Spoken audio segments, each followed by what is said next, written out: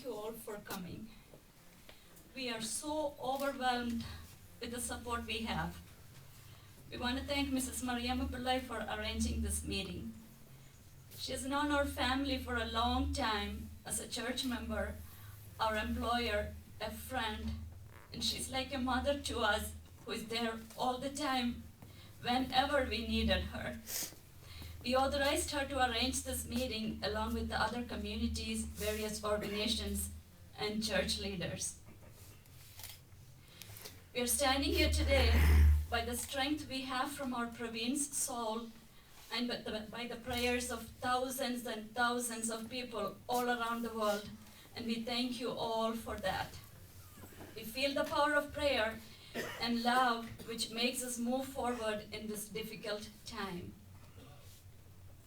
Many of you who are here know us personally and know how much we care and love our children. Like all of you, we sacrificed our lives for them. We did everything that we could possibly do. One of us was always with them, made sure they were in extracurricular activities, kept them close to church, talked about everything, prayed together, and took family vacations and so on. We never went anywhere without them and don't know what we could have done differently. Thinking about Pravin, he was and still is the light of our family. There was never a dull moment around him.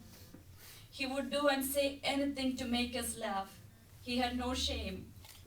He was well known in schools, in our community from childhood, and he made his presence in all the churches and temples in and around Chicago and neighboring states, and that's the reason why we witnessed such a funeral for him. His memories of 19 years are enough for us to live for the rest of our lives. We are not questioning God and wondering why he took Pravin away. Instead, we are thanking God for letting us keep him for 19 years with unforgettable memories. What we are facing now is every parent's nightmare. Once they start college, when they are out of our sight, we don't know what they are doing. We know they feel grown up, have the freedom, and want to try everything at this age. We can only tell them what is good and bad and hope and pray they follow the values we taught them. But for whatever reason, the kids don't want the parents to know the social side of their life. Friends become everything, and whatever they do is right. We did not even know he was drinking, and we thought he knew better, and now we found out that many of his friends knew this and do the same. He found a way to balance family and friends, and so we did not see or hear what was happening. He called us every day. He came home every 3-4 weeks, and he spends weekends with Priya in St. Louis and brought her home with him whenever possible. He never talked back to us.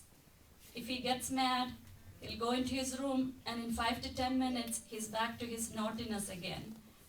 He could not be mad at anyone, and we know he loved and cared for us.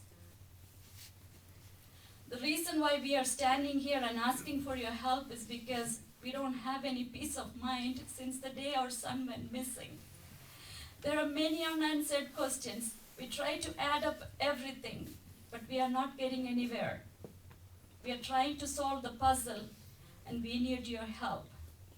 Until we find satisfying answers, we have no rest. His soul needs to rest. We should do that justice to him. We want answers, not revenge. We want to stress that. We won't be able to do this on our own. We need the support of our community in every aspect.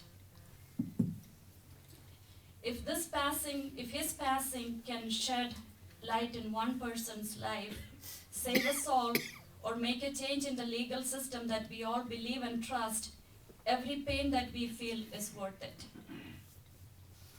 Pravin called the night of the 12th and talked to both of us. He talked about his day and said he has a test the next day. He did not tell us about the party plan that night.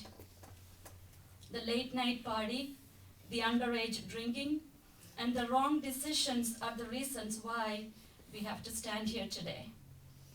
We want the youth to see what we are going through. Losing a child is beyond imagination, and no one will understand that pain. We honestly hope this incident will make a change in at least one young one's life. Maybe this will change someone in the way they keep the secrets from their parents. We hope and pray that our loss will bring someone closer to God. We know you are under so much pressure and trying to fit in. But make sure you hold on to God really tight. When you're out there, check and make sure your friend is okay. If you sense that your friend is getting into trouble, please tell the family. That's what a true friend will do. Mm-hmm. The night of the 13th, when the phone rang, I picked up the phone thinking it's Pravin. And when I heard Carbondale police, my heart just stopped. The officer said that Pravin has been missing since the previous night, and his cousin, who is his roommate, reported him missing and cannot find him. We left to Carbondale right away. We met with the police and detectives who had high hopes of finding Pravin alive and told us to keep the hope.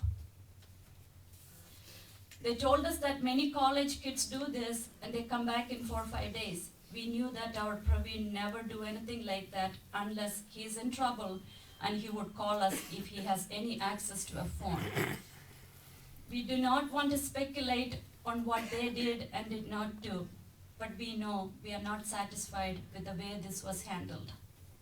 Conflicting stories about everything is very troublesome. We have friends whose kids are in the same college and they did not even know about him missing even on Sunday, 4 days after he was reported missing. When we told the police that we have a search party that is coming from Chicago, arranged by Dr. Anil Cherian, we were told that they have enough resources for the search.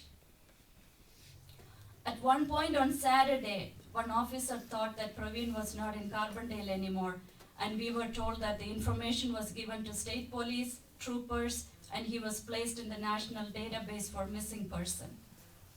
Now with the revelation that the state trooper was on the scene where the car was and saw him running into woods, and all is very disturbing to us. This is our son. We don't know who is safe anymore. We are still trying to find the rationale behind for the officer and the coroner to deny our request to see Pravin after he was found. We were told that we should wait till we come back to Chicago to see him after the funeral home of our choice brings him. We had to scream and cry to get a chance to see him when they said he matched their descriptions and they did not need us to identify him. We are still trying to come in terms with that logic. We thank Father Gray, who worked hard to make that possible. Eventually, when we went to the hospital, they let everyone that was there with us to see his face. We don't know why we had to request multiple times to see the place Pravin was found, had conflicting information about the position he was found. They told my sister and brother-in-law that he was face down, and we were told that he was on his back.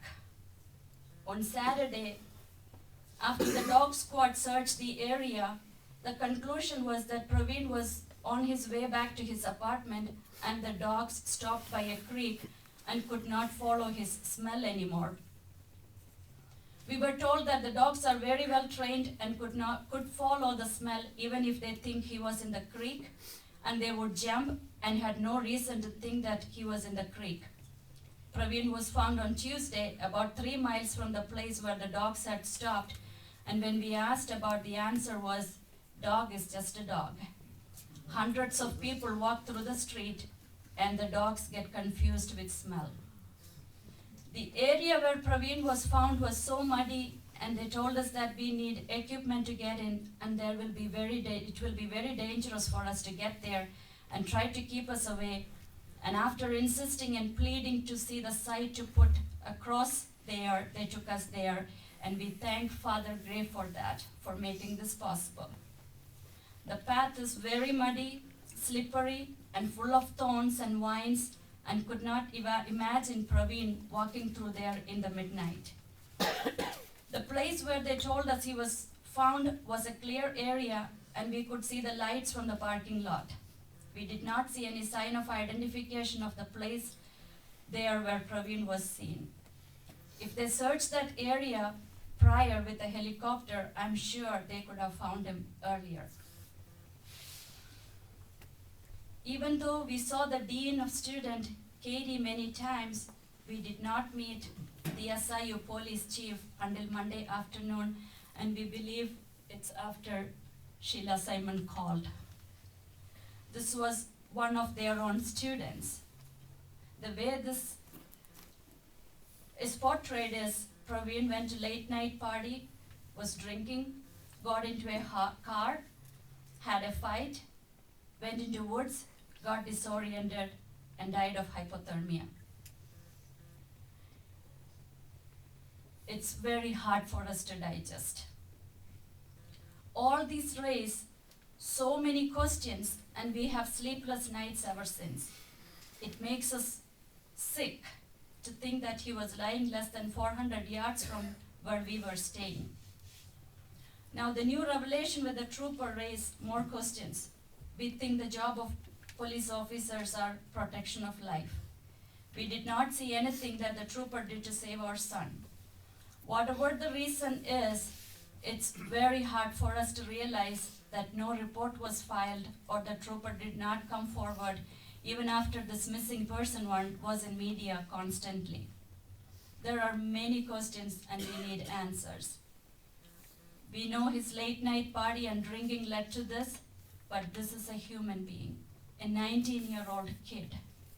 He needed to be treated fairly and with dignity that everyone deserves. We want the legal system to work for the betterment and safety of the citizens as we expect, since we live in the greatest country on the face of earth. We are so proud to be part of this country and honored to be US citizens. If there is something missing in the way communications are being done and handled, then this is the time to change. This should not happen to another family. When someone is reported missing, there should be a better way of using resources to find that person. We will be the advocate for that. We don't have detective minds, and that's why we believe in our law enforcement to protect us and do everything for the public safety. We don't know what the outcome would be since the investigation is still going on. We don't know what to expect. Whatever it is, when we get to the bottom of it, we'll have a peace of mind that we did everything possible to find the answers to our questions and change the way human beings are treated. This could be anyone's son or daughter, and don't want to see another person standing like this just because there are loopholes in the legal system. We want the system to work for the betterment of fellow citizens. We hope the loss of our Pravin can cause a change in at least one person. Our family is broken and don't want to see another broken family. But as a family, our priority is to know what really happened to Pravin. Once we find out what happened, we will need our community's help again to take action to prevent this situation to happen to someone else. Again, we want to stress, we just want answers, no revenge.